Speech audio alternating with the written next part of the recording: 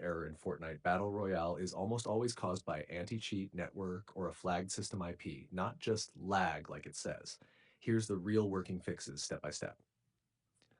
Number 1. Turn off VPN proxy, most common cause. Fortnite blocks VPNs via easyanticheat. Disable any VPN apps. Turn off proxy, Windows settings, network, proxy, off. Browser VPNs, Cloudflare Warp.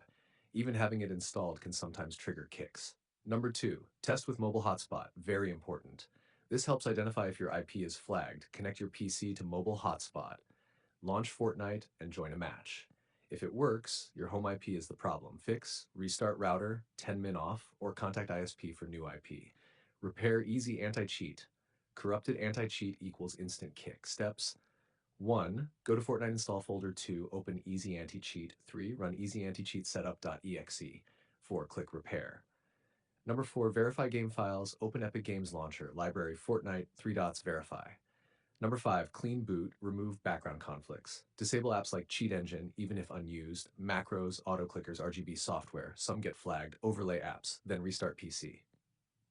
Number 6, enable secure boot plus TPM. Fortnite now requires stronger system security. Enter BIOS.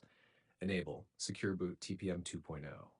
Number 7, fresh Windows install, best fix for used PCs. Since your PC is secondhand, do reset, cloud download, install only, drivers, Epic Games Launcher, Fortnite, no extra apps before testing.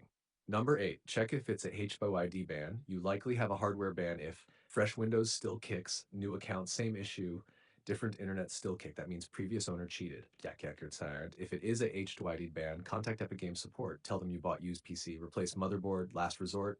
Avoid spoofers can lead to permanent ban. Quick checklist, VPN, off. Try hotspot, repair, anti-cheat, verify files, clean install Windows, test new account. If you want, tell me, does it